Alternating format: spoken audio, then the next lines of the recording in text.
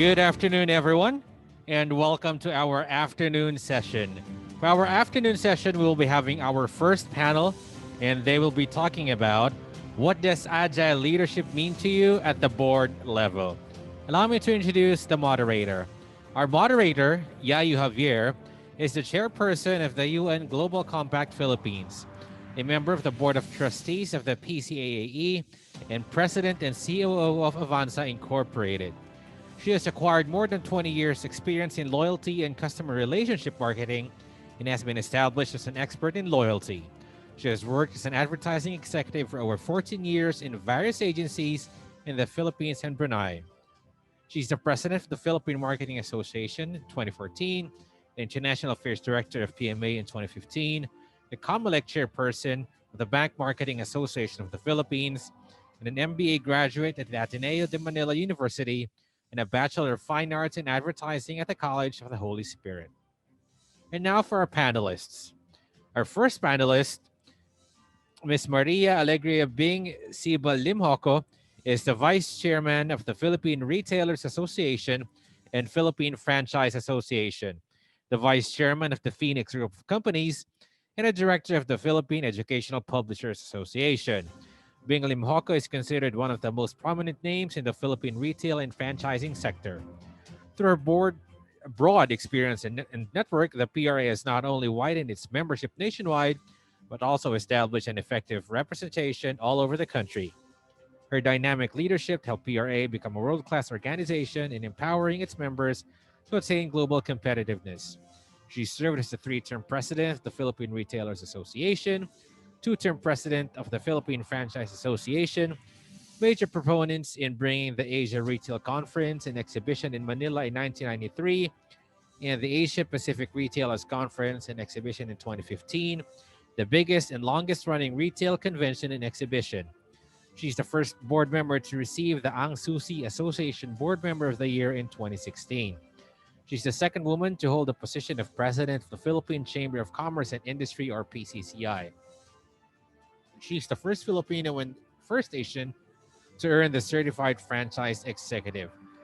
Past responsibilities: President, Philippine Chamber of Commerce and Industry, Governor, National Book Development Board, Professor, De La Salle University Graduate School, De La Salle University College of St. Benilde, and University of Asia in the Pacific, Ateneo Business School, and St. Teresa's College, Manila. Conferred numerous recognitions, some of which include Go Negocios Filipina Starpreneurs, International Women Entrepreneurial Challenge IWEC Award of New 2017, Rotary Club's Golden Wheel Award 2018, and her company Francorp won twice as the International Master Franchise of the Year, Franchise Excellence Awards 2018 and 2019. Panelist 2, Maria Victoria C. Españo, Governor, Management Association of the Philippines, Chairperson and Chief Executive Officer of Punong Bayan and Arroyo, or PNA Grant Thornton, Member, Board of Trustees, Institute of Corporate Directors 2020 to 2023. Marvic Españo has extensive experience in taxation and organizational management and has held various leadership roles in the Philippine Institute of Certified Public Accountants, the Philippines Accredited Professional Organization for Accountancy, and the Institute of Corporate Directors and other related organizations. She's been elected to the Global Board of Governors of GTIL in 2015 and is now serving her second 3-year term. Elected as Governor of the Management Association of the Philippines, or MAP, and will serve this role for 2020 to 2021. Board of Trustees, Shareholders Association of the Philippines, or SharePhil, 2020 to 2022. Chairperson, Finex Academy, President, Financial Executive Institute of the Philippines, or Finex, in 2018, and Chairperson of the Finex Foundation in 2019. Panelist 3 is Christopher Nelson, the Executive Director and Trustee of the British Chamber of Commerce Philippines, Director of the Philippine National Bank, Chairman of the Trust Committee, and former Chairman of the Board of Nomashola International School. Chris is actively involved in various business and nonprofit organizations that work in social and economic development. He worked in the tobacco industry for 32 years in various management positions. He's also the former chairman for 4 years of the British Chamber of Commerce of the Philippines, a former trustee of Bellagio 3, former president of Philip Morris Fortune Tobacco Corporation, former managing director of the Philip Morris Philippines Manufacturing Incorporated, former director for the Gulf Cooperation Council, which includes Bahrain, Kuwait, Oman, Qatar, Saudi Arabia, United Arab Emirates, Yemen, and the Horn of Africa. Vice President of the American Chamber Foundation Philippines, Director of the Federation of Philippine Industries, a Fellow of the Institute of Corporate Directors, a Trustee of the Philippine Band of Mercy, a Trustee of the Dual Tech Training Foundation, a Trustee of the Bellagio 3 Condominium and Greenland Community in Tagaytay, and he holds a BA and MA in History from the Emmanuel College, Cambridge University in the UK, and a Diploma in Marketing from the Institute of Marketing in Cranfield, UK. Ladies and gentlemen, members of your first panel, please welcome them all. And we'll now turn you over to our moderator, Ms. Yayu Javier.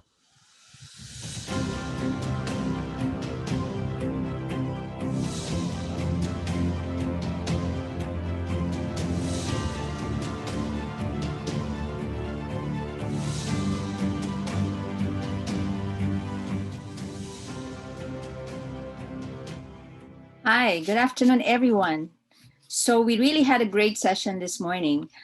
We had speakers that spoke about the concept of agile leadership, and we had Gihan Pereira spoke about some new concepts such as the PESTLE analysis, the scenario planning, reverse mentoring, and these are very interesting concepts. And we also had Mr. John Peacock to talk about the successful associations and brought us back in the terms of the importance of structure and governance. So from these concepts, we are actually privileged to have now a discussion on what it's really like at the board level in terms of how you do agile leadership. So the topic today and for this first session is, what does agile leadership mean to you at the board level? The boards of association have four main tasks and roles: strategic direction, oversight, policy formulation, and fundraising. In the exercise of these functions, boards need to be agile, among others. To nimbly move the association forward, the panelists will share their association's experiences on governing with agility. So I'm really very excited to have such an esteemed speakers who belong to leading organizations that have given a new meaning to associations and organizations during this pandemic times. So I'd like now to call our first panel speaker, Ms. Maria Alegria S. Limjoco, who is the Vice Chairman of the Philippine Retailers Association. Good afternoon, Ms. Yayo. Thank you. First, let me thank Mr. Bobby Peralta, the founder and CEO of PCAAE, Ms. Sandy Lim, Ms. Yayu, and of course, Ms. Marivic. And by the way, also Mr. Chris Nelson. Okay, so let me start about leading with agility.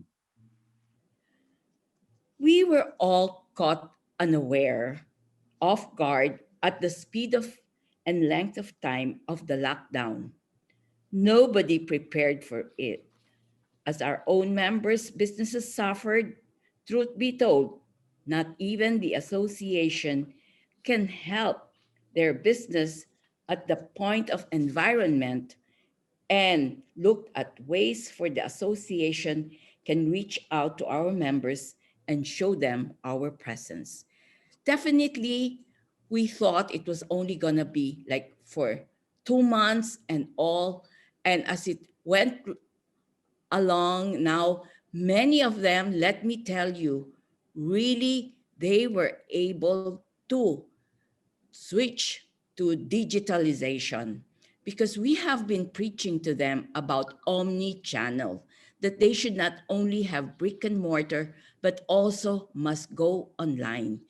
Fortunately, for some, they went online. So when this happened, they were able to right away go digital. We scanned the environment and looked for ways the association can reach our members and show them our presence, opening the lines of communication and having a single source of relevant, credible, An updated source of information was important, that the members know where to go and find some degree of direction and confidence. We strengthened our Viber community by bringing as many members in so that they can share experiences and know that they are not alone. The Viber group was our active and direct link to our members. We felt that their sentiments and their issues where we can add, we have the means, we made representation on their behalf and relate to the proper parties. The first thing we did for them was help them with the rental. We appealed to the malls to give them, reprieve on their rental. We also wrote to the banks for moratorium of loan payments. We did our best to appeal. We sourced that through PRA working with PCCI to really help our members. We also help them with getting loans with SB Corporation. They are able to apply there. So we also, after that, because the malls that readily gave discounts or reprieve on their rentals, but the independent landlords did not give any. So we even appealed to Secretary Mon Lopez to please help us write a letter to these independent landlords to give reprieve also on the rentals of our members. And of course, some gave discounts, but the others really couldn't help. But whatever it is, the discount given is already a big help. We also put together a COVID-19 resource center in our website where we posted all the relevant government issuance affecting retail and updated and circulated to our members, those like SSS, IATF, LGUs, DSWD, etc. This helped them because instead of looking for these regulations from various sources, they all got them in one source, the PRA website. And if there was anything they needed more about, our executive secretariat was also accessible through the same Viber group, and our staff would do the research for them.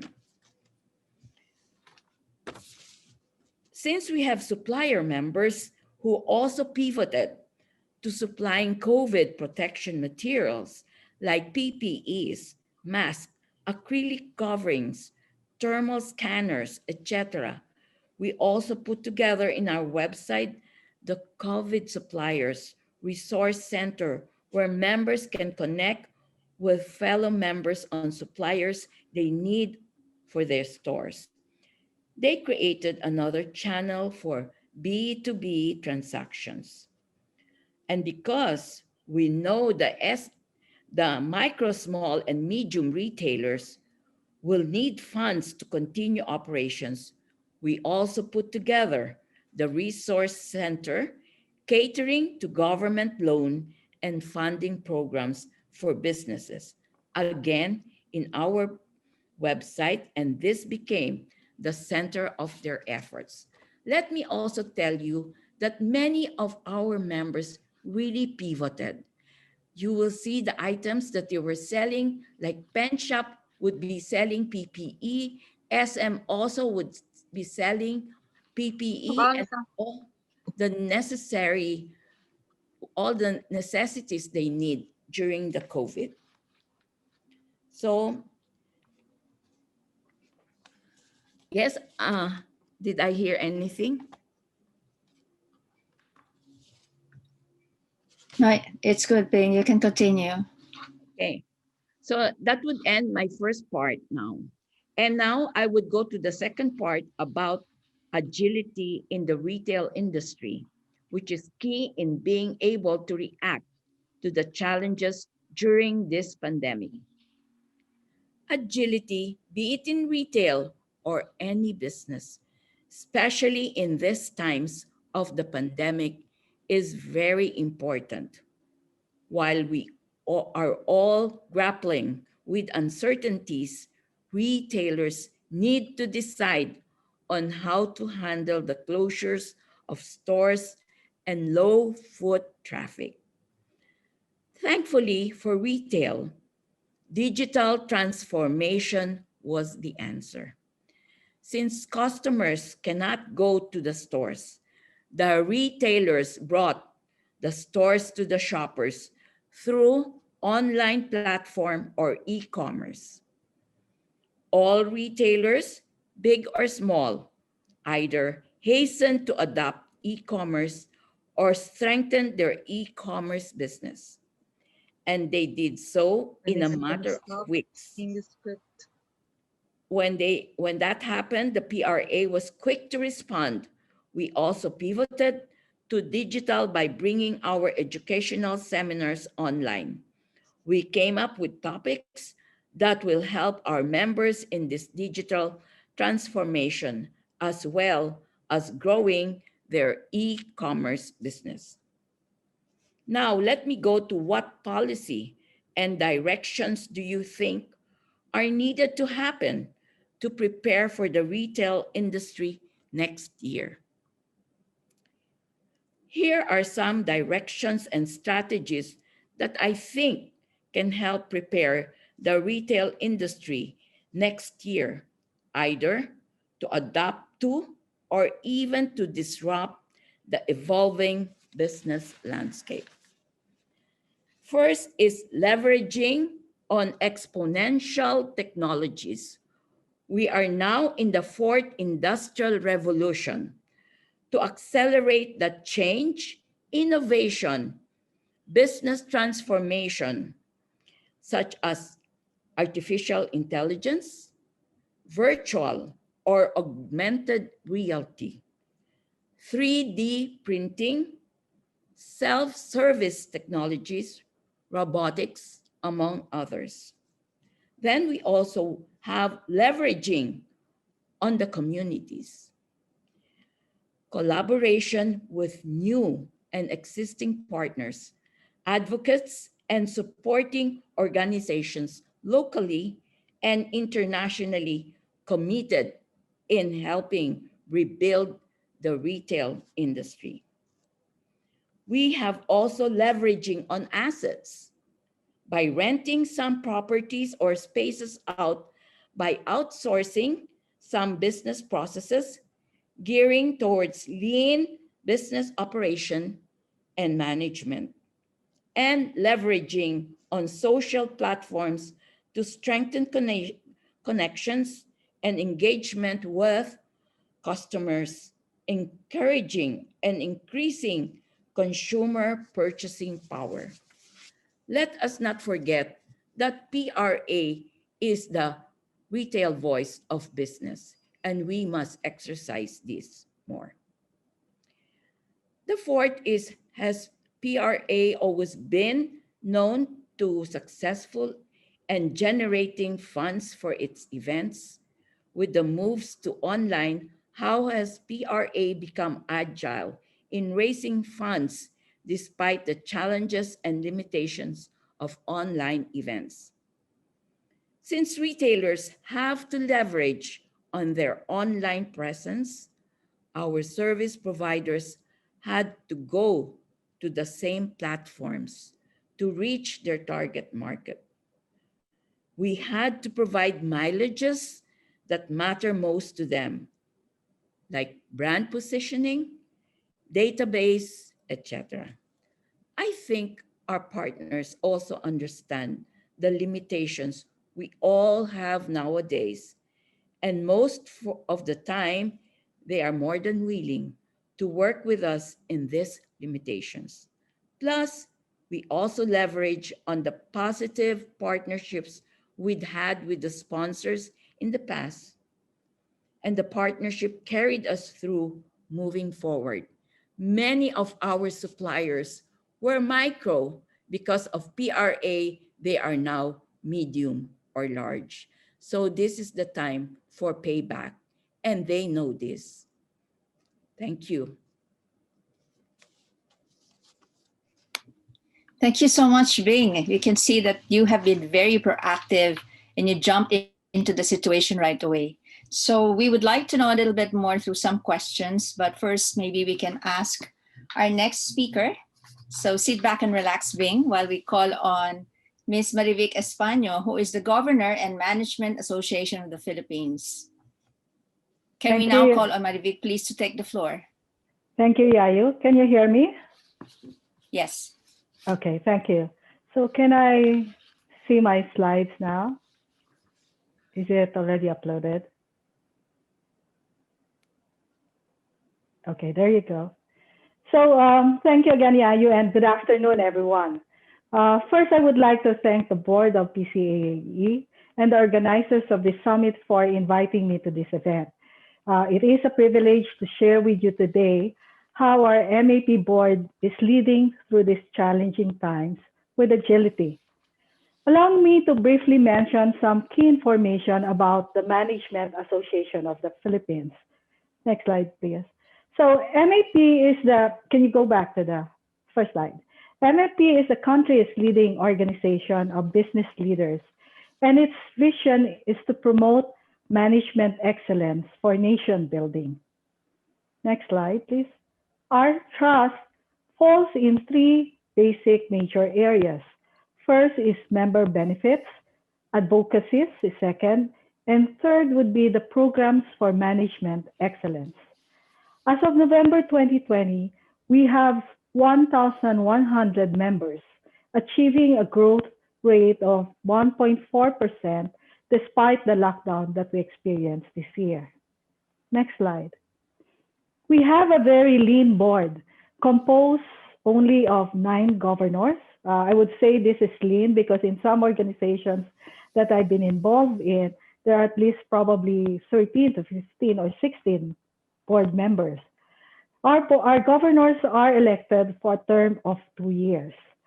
The current president is Attorney Francis Lim, and you can see on this slide the other members of the board, all of whom, in my view, are prominent leaders in their respective industries. I joined this board in 2020 and will be serving my term until 2021. Next slide, please. While the pandemic was a huge surprise to everyone and definitely caught us off guard, I believe that MAP was successful in executing the plans and the programs that the board set at the start of the year. And I attribute this success to 5 factors. First, we have a very committed board. While each governor faced the challenge of leading the respective companies, during these unprecedented times, they were equally aware that MAP has to stand up and help its members, who are CEOs and leaders like them, deal with the crisis. Pare-pareho tayo. We're in the same situation, and more than ever, MAP must be there for our members. The governors attended the virtual meetings of the board and actively participated in discussions and in the different activities and made themselves available when quick decisions have to be made. Second, the board considered access by members to information as very critical, especially in the first few weeks of the lockdown. Thus, MAP immediately mobilized different channels to reach out to our members. So we use Viber, we use Facebook, we use Zoom, which is quite similar to what most of the organizations in the Philippines use. But I would say that based on my observation, the level of activity in the Viber group of MAP was really quite awesome. Every day, you have so many members contributing information and sharing best practices. So even if we cannot see each other or call each other immediately, you can look at the Viber group and you know that the information that you're looking for is there, or the experience that you're having, the challenges that you're having, is also being experienced by another member, and you can easily reach out to one another and look for possible solutions. A third factor that I consider, and I think this is the most important one, is that the MAP's strength as an organization lies in the way it is structured. We have a very strong committee system. Today, we have more than 20 committees, each of which are being governed by liaison governors and chair of committees. And these people are really committed members. Under a structure, ideas are created and plans are formulated at the committee level. Execution is also handled by the committee with the support of the secretariat. So the plans are presented to the board only for information purposes, unless it requires significant funding or may involve sensitive matters, in which case board approval is necessary. Needless to say, these plans are in accordance with the general direction that is given by the board through its president at the start of the year. It is, I believe, a very agile way of management. The fourth factor is the financial strength of the organization. The board in previous years and current year has established a strategic plan for the organization. And one of the key focus areas in the strategic plan is the financial strength. I would say that to date, the organization is financially strong and sustainable. And therefore, when the lockdown happened, the board was confident that we had the resources to continue our operations and sustain the delivery of services to our members. Last, but what I considered another important factor is the efficiency and reliability of MAP's secretariat. They know very well how to run the organization, and even in this virtual environment that we are operating in, they were very effective in communicating and coordinating what needs to be done. With these underlying drivers of operation, for 2020, we have run a regular monthly members meetings with 8 conducted online. We have hosted 60 plus webinars for our members with topics ranging from health and safety standards to business survival and to the country's economic situation. We also run our major events like the MEP CEO Conference and the Next Gen Summit. We conducted our annual search for the Management Man of the Year, where we conferred last Monday, to Mr. Piqui Lopez, the 2020 MAP Man of the Year award. The board was cognizant or was really conscious of the fact that we need to continue our activities. Just like other business organizations, we must continue to push forward with our plans, albeit a different environment that we may be currently operating. Can you move the slide, please? Okay, so several activities were conducted in partnership with other organizations. So next slide would show you. Okay, these are the activities. Next slide, please.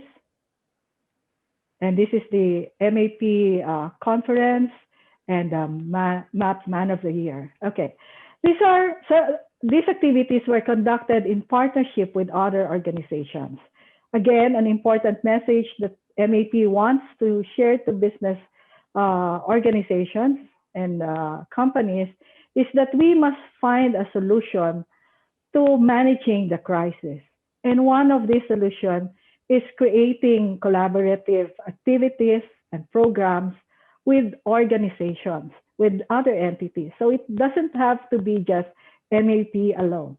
So if you look at this slide, you would see that we have been coordinating with MBC, with Phoenix, with PMAP, and several other organizations. Next slide, please.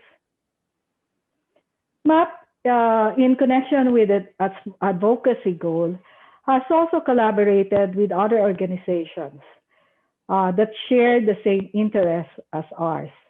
While we continue to observe our principle of remaining apolitical, we have issued statements expressing our position on national policies and issues that support economic and business recovery.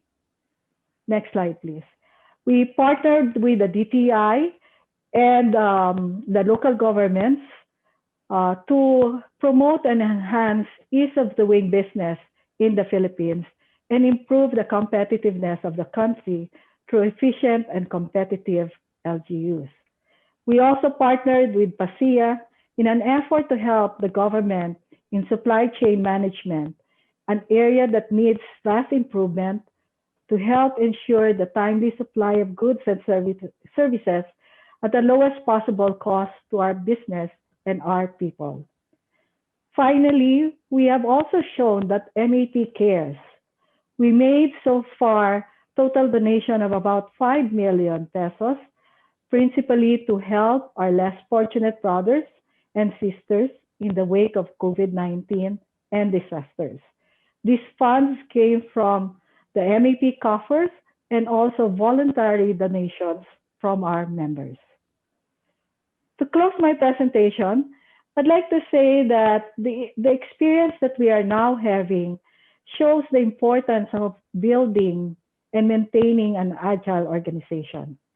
It is important to create an environment where agile teams collaborate, learn from each other, get quick feedbacks from the members, and instill continuous learning and quality improvements.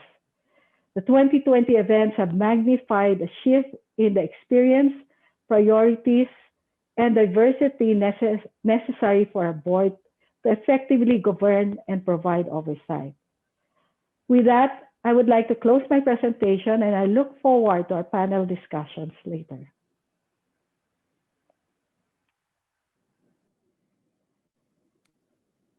Yayu? Thank you so much. Thank you so much, Marivic, because I cannot seem to on my video, but that was really great. I think when it comes to MAP, it's really very important to look at, the management, because that's one of the key strengths.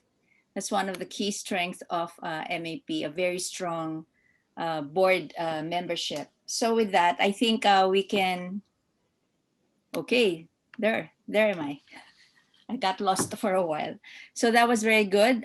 So we will now go to the next panel speaker, please. And the next speaker is Mr. Chris Nelson, Trustee and Executive Director of the British Chamber of Commerce of the Philippines. And he wore his special barong just for today. So take it away, Chris. Good afternoon, everybody. Can I see my slides? So first of all, thank you very much for the invitation. Thank you to Bobby Peralta and to PCAAE for this kind invitation. And of course, I enjoy and will look forward to my panel discussion with my fellow panelists, Bing and Mary Vic. If you can put up my first slide, I just want to say very quickly what the British Chamber of Commerce does. We have two main pillars. Of course, we're looking after our membership and developing it both from a business and networking perspective. And we have a partnership with the Department of International Trade, the UK government, to really foster investment and trade between the UK and the Philippines. And we particularly focus on key sectors: retail, food and drink, software, chemicals, and automotive. We represent over 300 members. A number of those are multinationals, but we also have SMEs. And let me stress straight away that we look after both British and non-British. So it's actually covering everybody who can actually be involved in our trade. Next slide, please. And next slide, please. Thank you. As noted in the other two presentations, we obviously work together, and I would like to emphasize this particular one, which is our network. So at the top, as you see running across, we see the Department of International Trade, the British Embassy in Manila, and obviously other chambers of commerce in the UK. And this is to foster, obviously, our ability to encourage UK companies to look to do business in the Philippines, In addition, we work with chambers of commerce in the UK, and we work very much locally here. As you can see, we work very closely with local organizations. Obviously, our main government department, we liaise with the Department of Trade and Investment. And also, we've been very heavily involved. When Mary Vic mentioned the point about doing ease of business, we are one of the ones as well that's been promoting that. So we've had a lot of discussions with ARTA. Just to let you know, based on all our interactions with UK companies, the number one question is actually on ease of doing business and time involved in setting up companies. And therefore, that's why we've been a very key supporter of ARTA. And of course, we also work with other localizations, Philippine Chambers of Commerce, which actually, of course, Bing was a president of previously, also McCarthy Business Club, amongst many others. And I just want to talk to you about the other European chambers, which are at the bottom: European Chamber, French, German, Dutch, Nordics, Spanish. Actually, during this whole lockdown, the collaboration between the chambers has actually become even closer. And I think it's actually been a key benefit, actually, because by cooperating, it's allowed us to do a lot more events and to get a lot more attendees. So collaboration has been a key learning, certainly from us, and I think for all the other chambers. Next slide, please. I just want to let you know that this is the total number of companies we've assisted who are looking to do business in the Philippines. And as you can see, we're getting close to nearly 3,000 companies. Unfortunately, it doesn't mean 3,000 companies are starting to do business here, but the more companies we interact with, the more opportunities there are that they will come and do business. And we're doing business obviously creates further trade and investment opportunities. And we intend to see that growing, and we'll show you ways that we've done that. Next slide, please. So how do we go about this? Well, and this is really a change brought on by the pandemic, in that we would go on what we call road shows. PCAAE, by the way, stands for British Chambers in Southeast Asia. We would go to the UK and do 2 physical road shows involving over a week to 10 days, meeting in each time possibly 20 companies. That we can't do, and we haven't done anything physical in terms of obviously travel this year. However, we substituted with our first virtual trade mission. So what we did was, in those virtual trade missions, is to have a number of companies sign up. We had breakout rooms within obviously that occasion, and that allowed us to engage. One learning though, in terms of agility, it may be agile to set up virtual, but it's never the same connectivity or connection with a physical event. And therefore, follow-up meetings and follow-up calls is very critical to move those companies to the next stage. So in other words, we've gone from a physical to a virtual trade mission. Can I have my final slide? I think it is. Final, yes, I think it is. So, and this is, I think, encompasses what happened. In 2019, the previous year, we ran over 30 physical events. These can be our golf event, these can be the last one there at the bottom of the screen was actually our last physical event. It was on the 7th of March, it was the Commonwealth Night.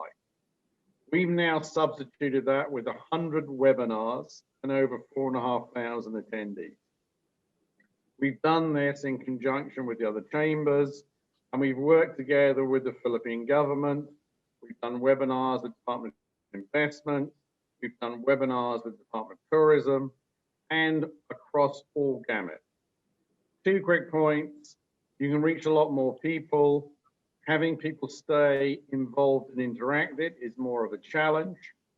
And we've seen, of course, attendance at webinars start very high and then go down. But overall, we've shown our flexibility by moving across these areas. I think that gives you a quick encompassing of how the British Chamber operates in the Philippines.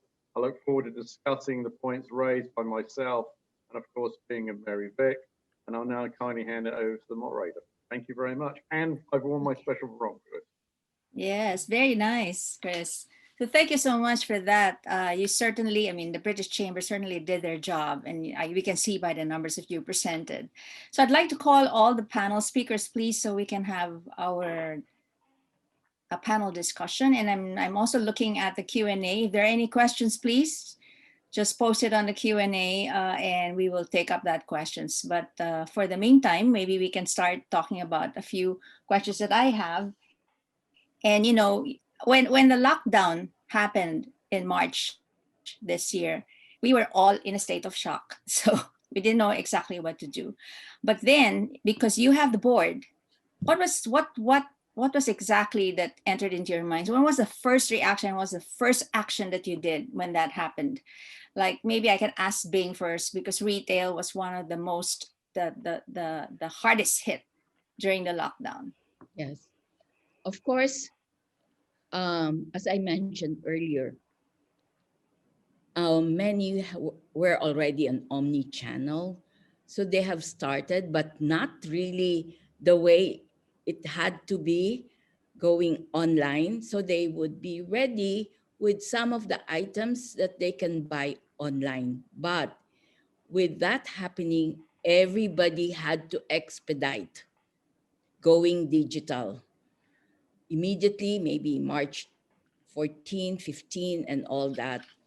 That was really the answer to everybody, because, everybody's at home, just locked down. And the first they really wanted to buy was food, the necessities, food and medicines and all. So we were able to provide the medicine. Their sales went up 300 times. And necessities, the food, people really bought so much you couldn't imagine, isn't it? They said so much toilet paper and all that. We don't know why it was toilet paper, but yes. And the others really pivoted. They were selling all the other necessities, like what you need for, aside from alcohol, all the accessories, all the air purifier you can find in the market. Suddenly it's all available.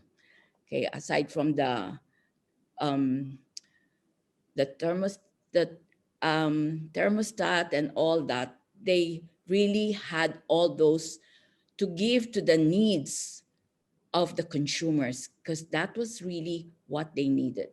They even came up with the PPE. First, it was all imported, and then many of them pivoted and also sold PPE here in the Philippines.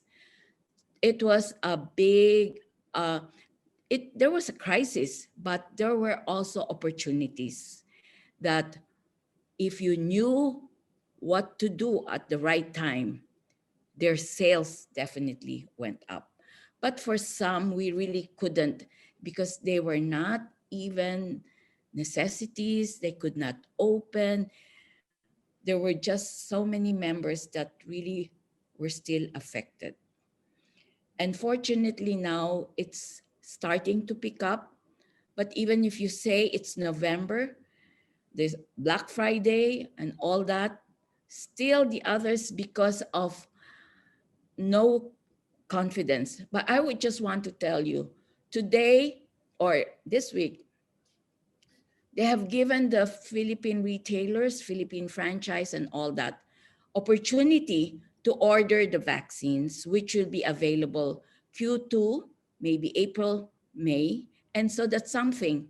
And the price is no profit yet, but no loss for them. So we are grabbing this opportunity because we know having the vaccine will really help in the confidence of the consumers.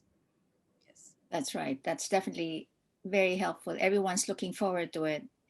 And I think communications, that's why you had the Viber, and then you had the webinars immediately talking about specific topics that will help them in their business, really was part of your strategy in terms of getting your members already being able to survive that and bring together all of your suppliers, also member suppliers on board to help each other. So collaboration is very key. And we saw that in the way that PRA was running the organization during that time. So maybe I can turn over to Marivic. And maybe I know went into to the Viber group also and webinar. So was that the first thing that hit your mind? Was there something else that the board was thinking we should do, Yeah, because the of the first was pandemic? really communicating. That's why immediately the Viber group was there.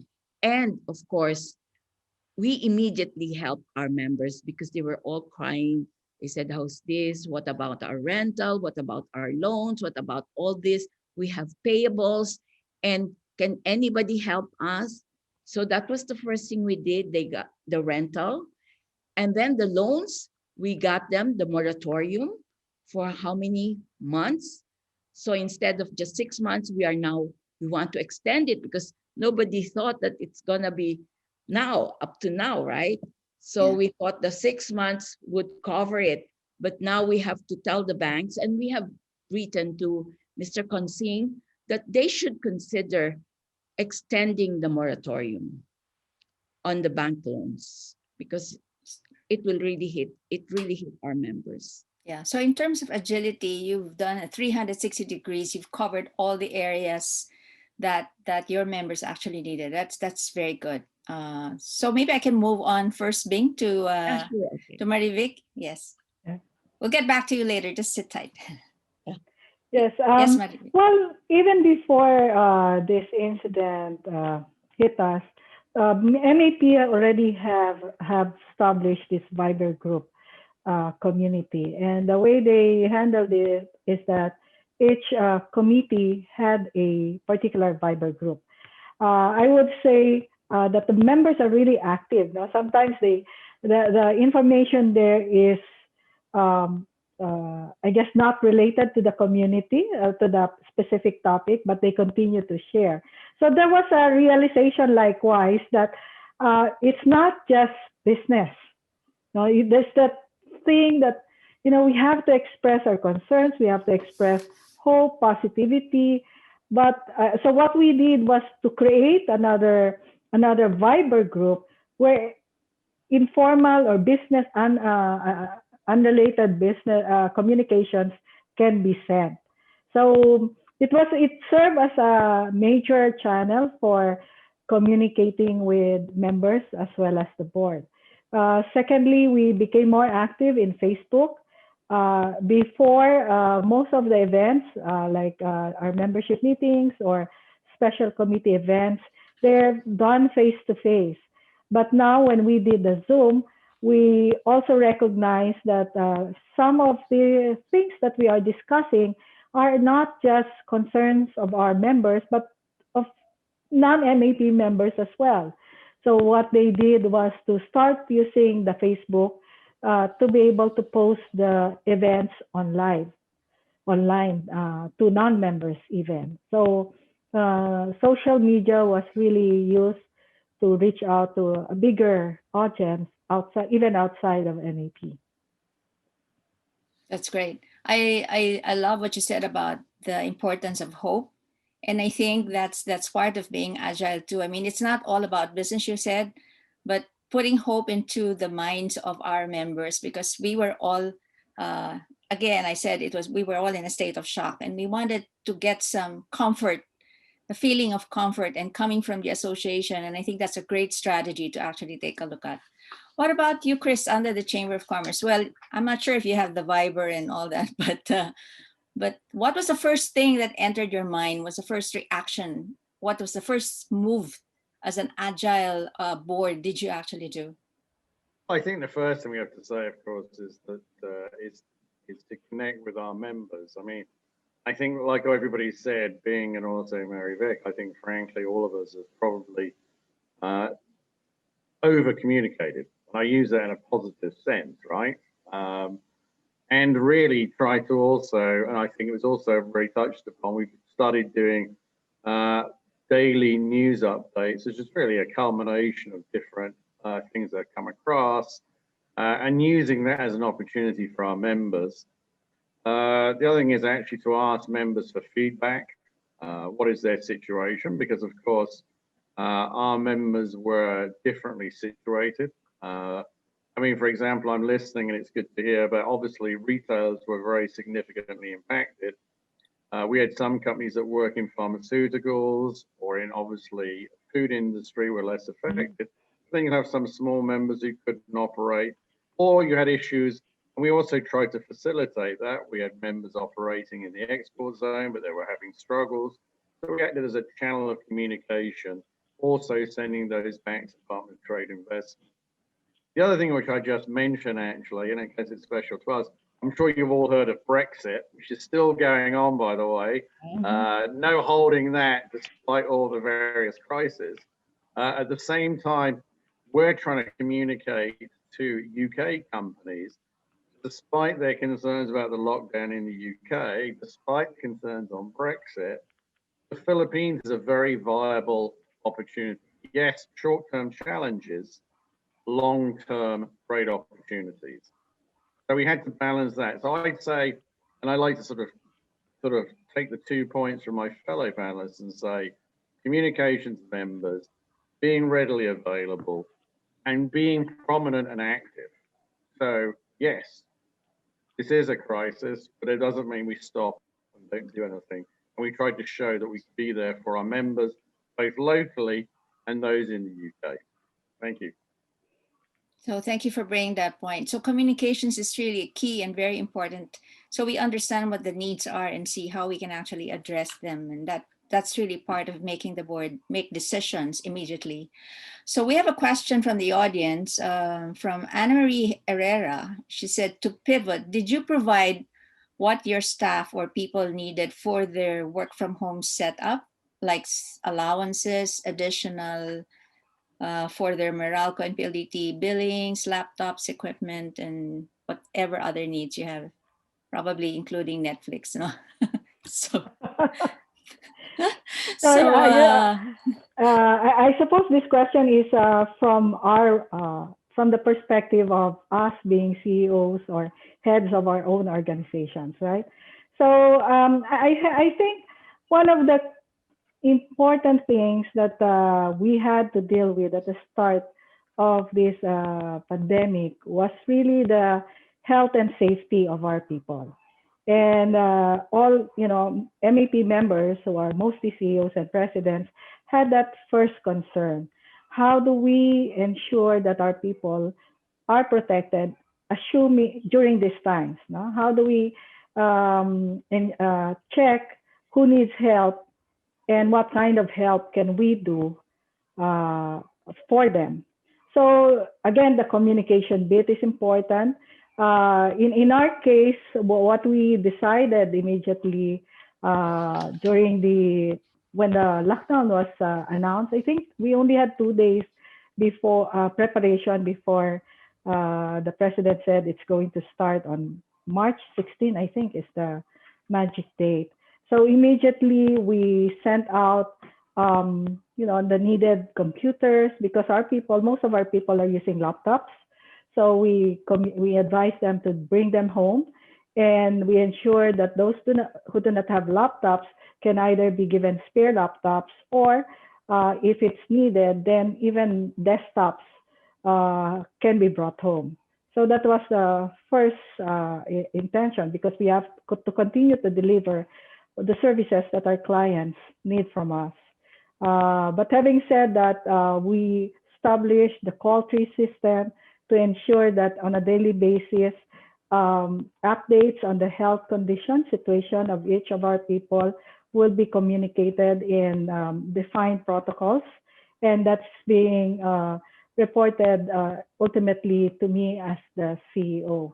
Now, on the PLDT bills and equipment, most of us, I think, during the first few months, were really grappling on, from a company perspective, survival.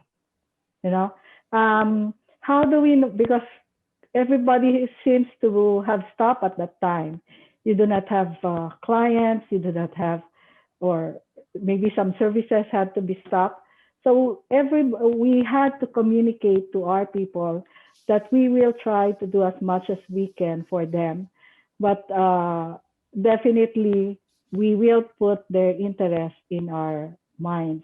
So during the first 6 months, I would say there was no support given, but in our case, we continued to give the full salaries of our people. We did not do the, limited or reduced work days. We didn't do that. We even had our annual bonuses and salary adjustments despite this situation. So I think, again, what was important is our communication with our people was quite consistently done, and they understood where we are and how we are coping with the challenges. Thanks. Thank you, Marivic. But I think we can also ask from the others in terms of your association staff. Well, how did you manage to get them to be ready for the work from home setup so that they can continue their work? Yes. Well, again, I think in a MAP, everybody has a laptop, so they were able to continue to do the work.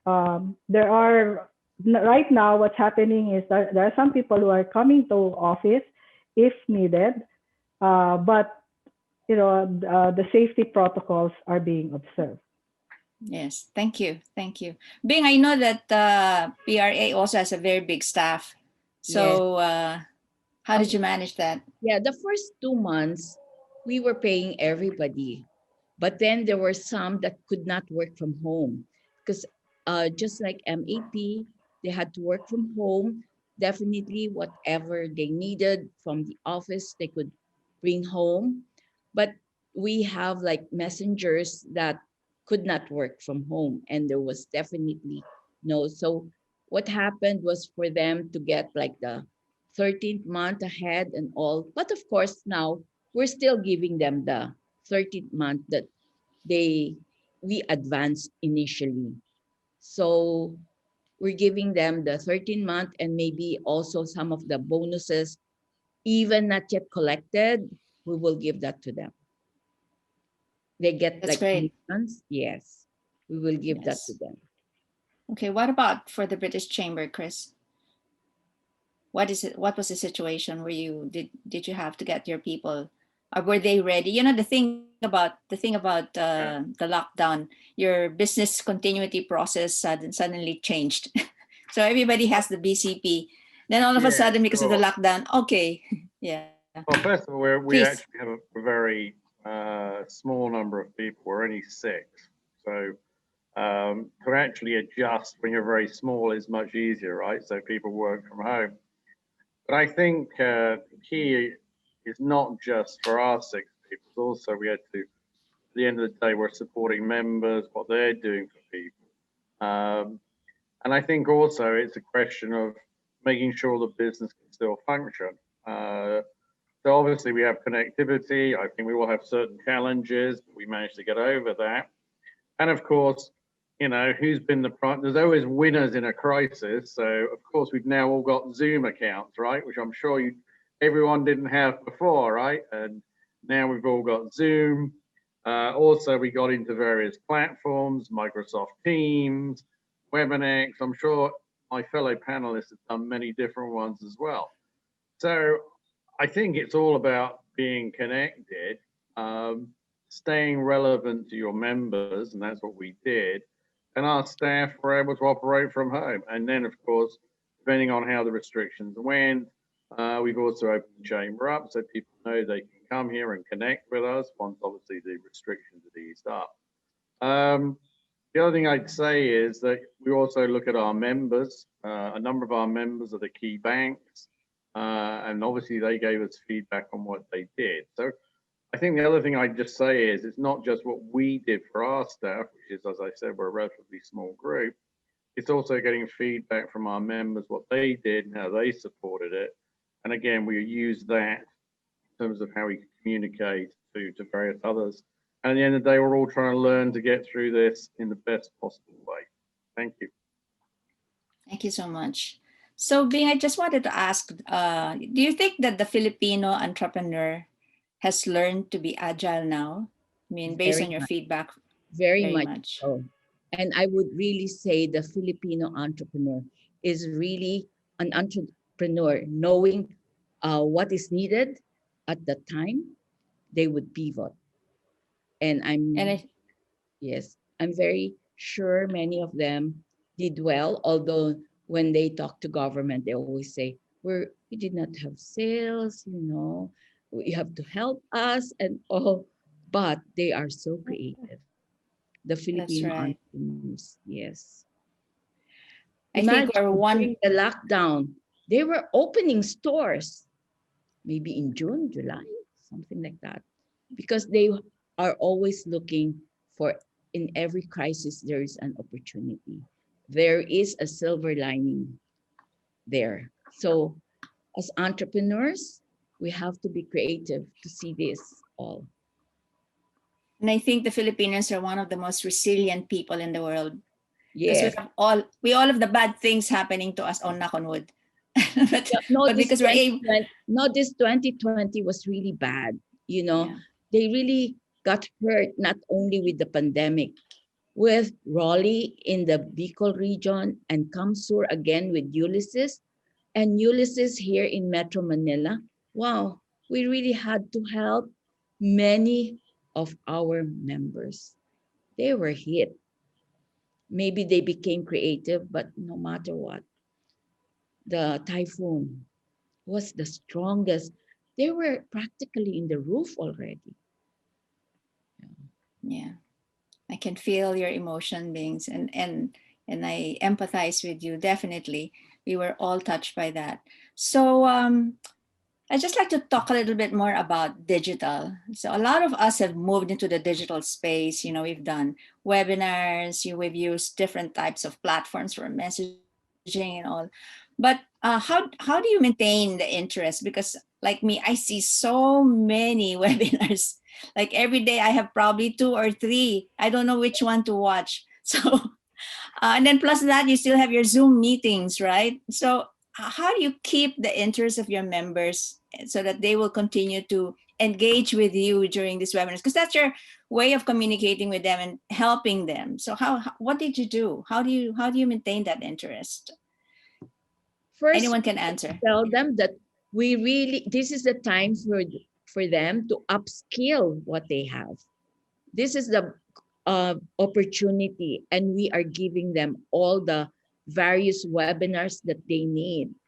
And because they have time, fortunately, they join our webinars because after attending, they really learn so much, and we make sure the contents are there so that they will keep attending.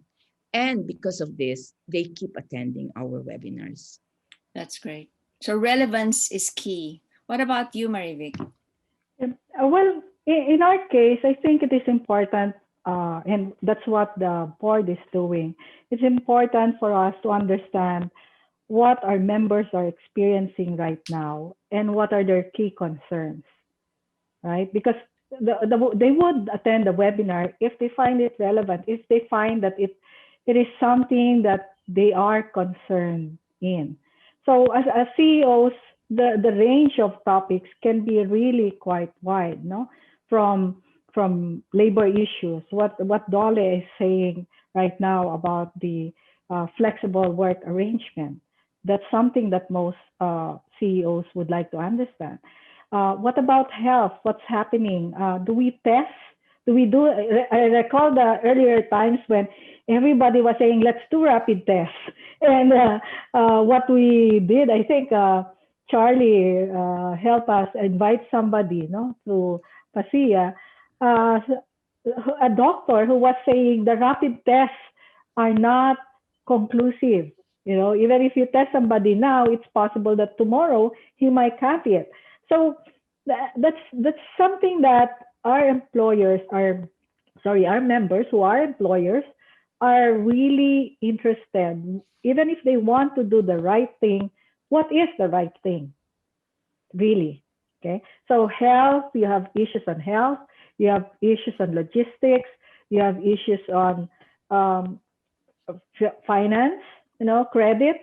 Would banks be requiring them to pay the outstanding loans? Can they still get credit from their banks at this time? That's a concern. What's going to happen to the Philippine economy? Is it going to dive? By how much would it be growing after X number of months? So what are local governments doing, right? What is the national government doing to help business and individuals cope with this issue? So there's so many issues, and that's why I would say, Yayu, you are a MAP member. I totally agree with you. Almost every week, you would have 3 or 4 webinars from MAP, and those are being planned by the committees. No? They feel that these are issues that the members are really interested in. So first is topic relevance. Second is getting the right people in the event. Okay, so the MAP members would like to see people who can make decisions, who are really knowledgeable about these things, because what they say or what they hear in those webinars, they would likely follow it. No? So relevance, timeliness is also important. I think those are the 3 factors that would attract them to come to webinars. Thank you so much. Chris, I don't know if you want to talk a little bit about that, but I wanted to ask you about collaboration. Collaboration is so important during this time.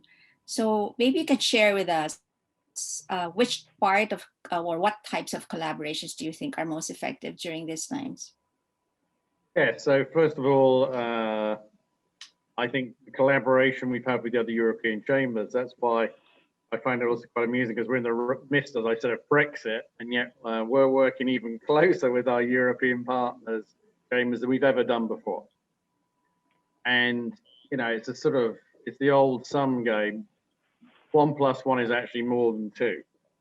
So if you have 6 chambers together, you create a much greater activity. We were just involved in the European Philippine Business Summit.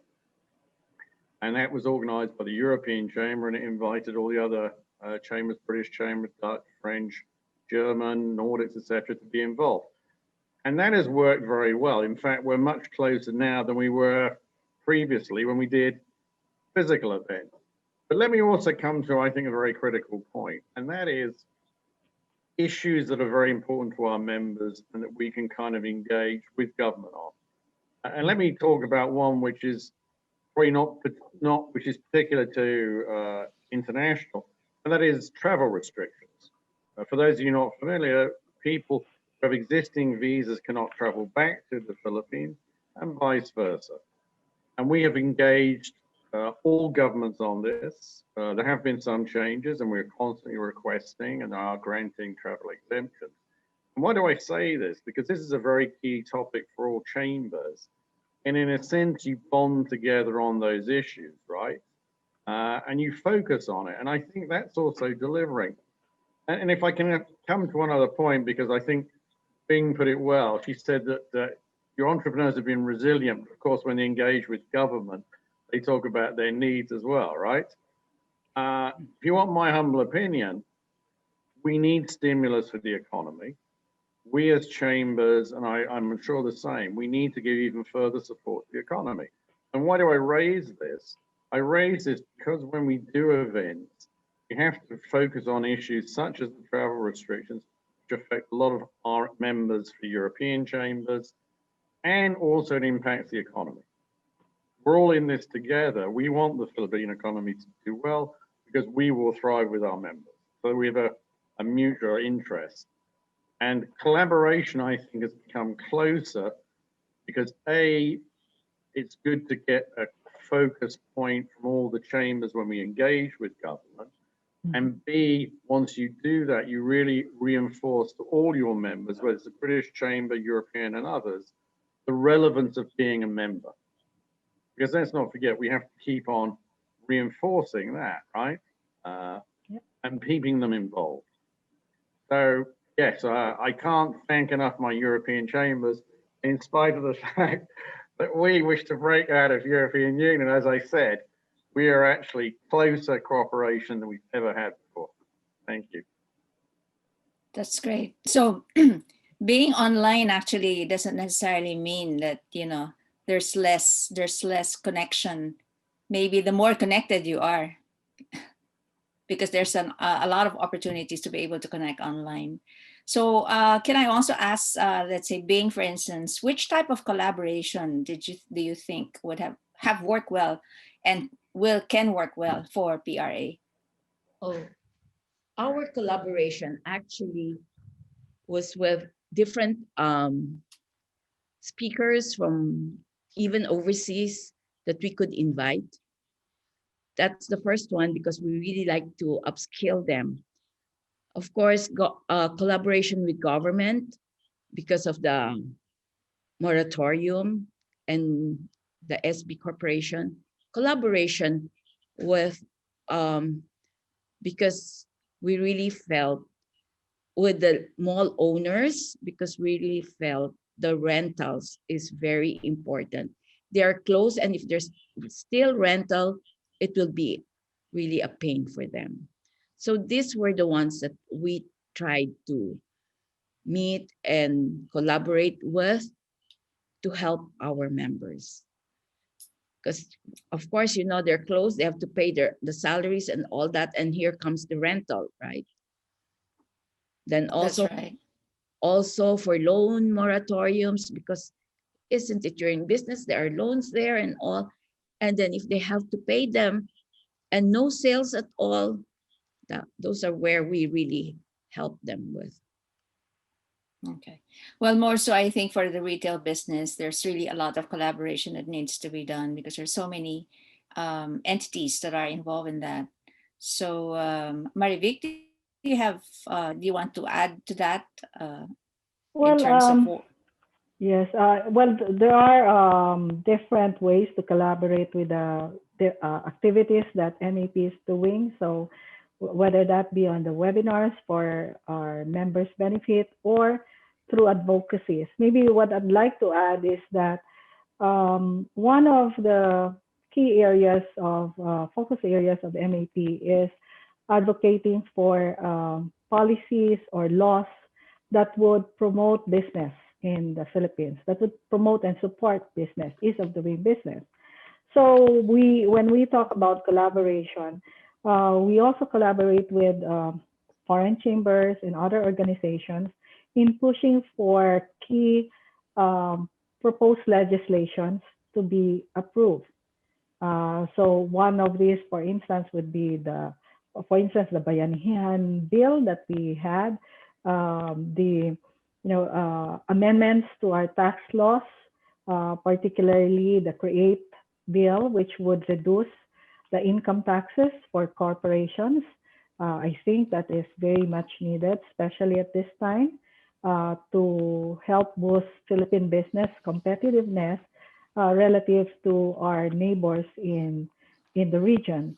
So we look at this proposed legislation as something that the country needs to spur growth and business activities, especially at this time.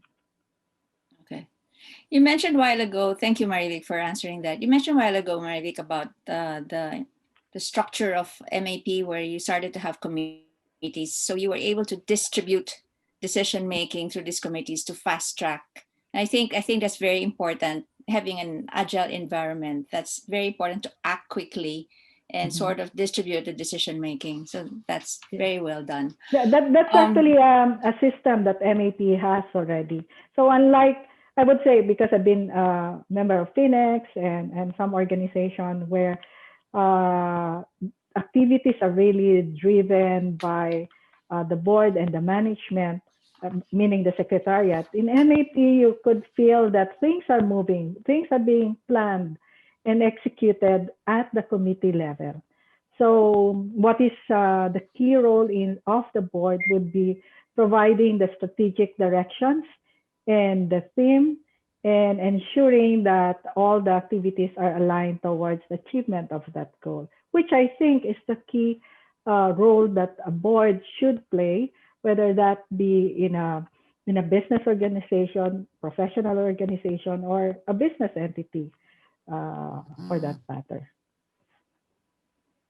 So that's very true. So being in the PRA board during the pandemic, so decisions had to be made fast. So was there just one in the person in the board was making that decision, or did you have like a task force, or you had a core group Yeah, that was we have making the the XCOM. We have the XCOM, but of course, it all passes through the XCOM, through the president. Our okay? president. So immediately you have the ESCOM that would make the very It urgent was decisions that very needed to be easy done. for the XCOM to meet because we just Zoom and we can already meet. Not like before, I'm sorry, I cannot be on this day and all. But at that time, Yeah. tell them 4 p.m. Zoom, they will be there. So we could say that technology has really played a very major role in terms of making the board members more agile for quick decision making. And I think that's one of the advantages of that one. So we have a question from the audience. Ana Herrera again, very active. Do you now insist that your members go digital and have an online presence? I think that's probably first with being for PRA. Yes, of course. For them to join us in Zoom and all that, they have to go digital now. The way to go. And the fourth industrial revolution is there already. So it's a must. And that's why they have to learn how to do that. Okay. So let me ask everyone also, what do you think are the best lessons in terms of agility that you've learned during this pandemic? Okay, shall I start or? Yes, please. Okay, so look, I think echoing also my fellow panelists, I think that the key is actually the key first of all in a crisis is that you've still got to survive. I mean, you can't freeze, right? Sometimes that happens on Zoom, but not in real life. You've got to keep going, right? Yes. So, and I think that's a very important thing. You have to stay active. And you have to be even more engaged than you were before, right? Because it's harder. And then you need actually the support of other people. And by the way, I just wanted to mention on collaboration. Our lead agency we do is the Department of Trade and Investment. And I just want to say, all credit, because I think Secretary Lopez is, in my experience, very engaging. And he even shows that as well, right? In terms of always being responsive. So what I've learned you've just got to work even harder, to be very frank. And I think we've learned that we've got to rely on other organizations to support us and for us to support them. And finally, you have to look at the future because that's where it's going to get better. I mean, you've got to constantly, so for example, when we say to UK companies, yeah, but the Philippine economy has also declined, sure. But look at the opportunities. Look at how it grew before, and it will recover. Hard to say exactly when, but it will recover, and then you want to be there. So that would be my learning. Thank you. Thank you. That's great. Marivic, would you like to add to that? Okay, well, totally agree with Chris. The first order of the day when this crisis happened was survival, knowing where you are, where your people are, and where the organization is. Then you need to move forward. And when you create, I guess, solutions to problems that you're seeing, unlike in an ordinary, regular situation that you have the time to do all the analysis and get as much inputs as you can, in a crisis, you cannot do that. So what is important is there's empathy for the leader in the organization, whether that's MAP or our own organization, to listen and understand what the members need and look for the best, I guess, the quickest, most reasonable, practical way to deliver that need. And in some cases, you don't have all the solutions. What you need to do is look for an organization or look for a member who can probably partner with the organization to be able to deliver that. Maybe if I can cite an example, in MAP, clearly one of the important things that we were tackling during that time, when I say we was the members, was the supply chain. No? How do you get the goods delivered from, let's say, Luzon to Manila? How do you get the vaccine, the rapid test and all? MAP as a business organization doesn't have that knowledge, but we do have a member, and that's Charlie Villaseñor, who's heading PASIA and who knows about supply chain.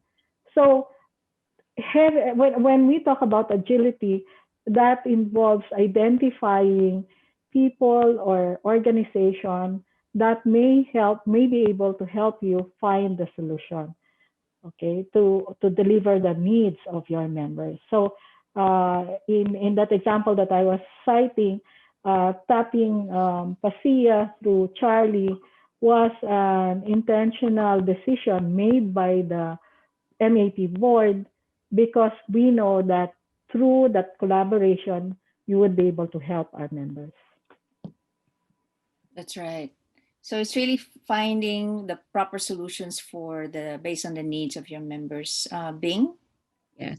In this pandemic, we learned that in order to survive, you must look for new partnerships and increase your ecosystem.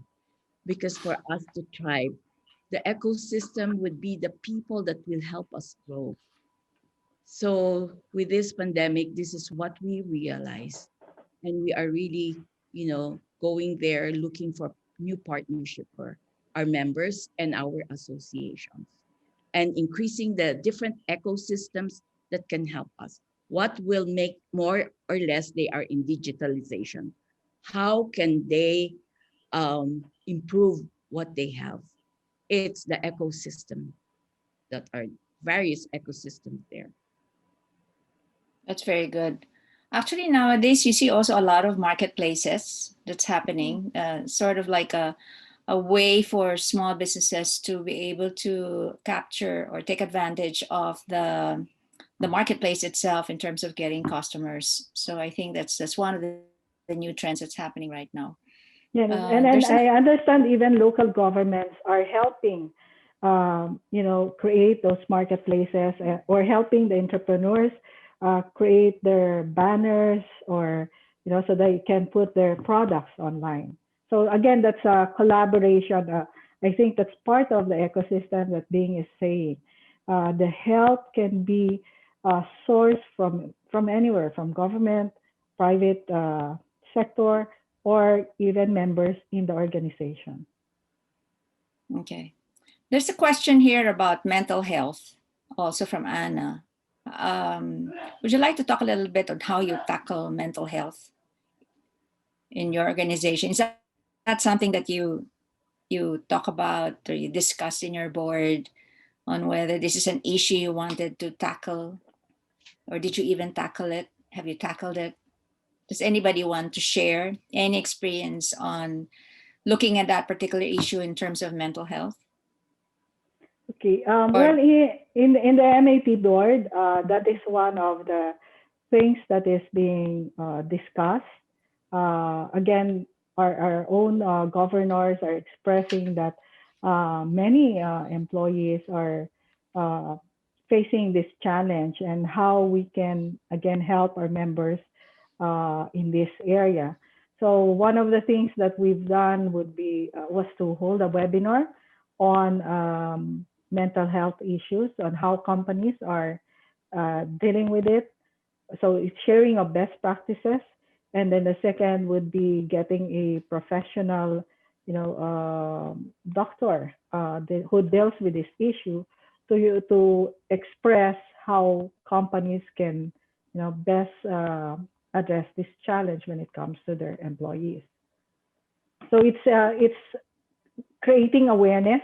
I guess that's the short answer to that, is creating awareness that this is a real concern, getting a professional to talk about it. And then the third one would be creating an environment where members can share what they're doing to deal with this issue. This is really a real issue now because a lot of the employee workforce or the workforce is actually working from home, and this has become a very important issue to tackle. So how is the board, maybe I can ask Chris, how is the board now preparing for next year in terms of, are there any aspect that you wanted to focus on next year or directions that you want to take? Because I heard from many experts that 2021 will definitely be a better year. So people will be more confident. You know, you've got the vaccine coming in probably latter part of next year. So people are more confident in terms of, yes. I think people are more confident, but I want to be a little bit realistic. I actually think your next 6 months will be quite difficult and challenging. And I think a couple of things I'd say actually. So first of all, from a board perspective, we have to split it two ways. One is our work in terms of the UK, and there in terms of really reaching out to UK companies who are assailed with multiple issues. As I said, you know, they're doing a lot of business with Europe, but we're trying to constantly get them focused on the Philippines and position the Philippines as a gateway for Southeast Asia, because we're competing with other countries. We can't forget that, right? Mm-hmm. Regarding our members, to be honest with you, we're looking to see how we can potentially move to hybrid events. I think people are missing being with real people, if you understand my point, right? I mean, a Zoom party is not the same substitute as being together. Now, obviously, there's challenges there. We've tried to look at a hybrid function where we could do an event with one of our members. They do tasting of wine or whatever, and of course, it's on Zoom. In other words, trying to bring people back, because I think what we're looking for, obviously, the second half of the year is to be obviously trying to come back to some degree of normal, right? But I think in the first 6 months, certainly we'll be looking at how we can make those virtual events even more relevant and how we can keep on encouraging, particularly UK companies, the recovery is going to take place and the Philippines is the right position to be. So, yes, optimistic, more towards the second half probably. And I think we just got to keep working and focusing together in the first half. Thank you. Thank you, Chris. Bing, how is the board looking forward to next year? Of course, because we know that globally, the GDP next year will be 3.5 to about 5.5 for ASEAN. And ASEAN is now, we are now in the Asian century. So the growth will be more or less here in our area. And our country is prepared for this growth. Because now it is really a valley. We are negative 9% GDP, but next year it's going to go up. So I would always tell them, let us look at the silver lining and prepare for next year. Whether it be second quarter or third quarter, there is growth for next year. And we are looking forward to that. So the optimism is there. For franchising, 2021 to 2025 will be the golden age of franchising, because there are so many that are retired, retrenched, and even the OFWs that come and they cannot find another job. Many of them during the Asian financial crisis in 97, they bought franchises, and now, my gosh, golf na lang sila. So that's where they are. Yeah. Well, that's interesting, you know, because I heard from some retailers that their business actually are doing well because of franchising, because a lot of people now are looking for business opportunities. Maybe they had some problems with their work or something like that, but then eventually they turned into franchising. So Marivic, how is the board looking at next year? Well, I think the focus of the board would really to create how to help government create a positive, I guess, a positive environment. We need to get everybody back on the road, right? Of course, there are industries that are more affected compared to the others. But I think there was already a memo that was shared encouraging our members to slowly open business, slowly getting people back to office, of course, observing the right protocols, because by doing that, we can signal that confidence is back. So that would, for me, be the theme of the first 6 months of the year. And when so much has been said about digitalization, the challenge would be how we can help companies understand how to do the digital transformation, especially at this time. Usually when we talk about digital transformation, the immediate impression is it's expensive. And in a crisis, how can I spend for those investments that are needed? So MAP could, provide that wider perspective on how business transformation using digital tools can be successfully executed in 2021. Thank you. Thank you so much. Thank you so much for that, Mary Chris. So I really appreciate all of the sharings that you've done today and your expertise. Very insightful. So I will just do a wrap up, and I think Bobby will also say his thanks later. But before that, I'll do a quick wrap up. And what was really interesting is that communications, feedback, relevance, collaboration, and hope is very important. Those are the things that the board is actually took a look at in terms of how they would move towards and being able to respond to the COVID crisis. So resilient organizations are actually very important, not only to survive, but also to be able to grow faster. And we need proactive leaders who are willing to distribute the decision making so organizations can actually move faster and create room for more risk as everyone experiments without spending a lot of resource. So it is a culture, agility is a culture that must be developed throughout the organization to have quick decisions, innovation, and ready to take on opportunities at a fast speed.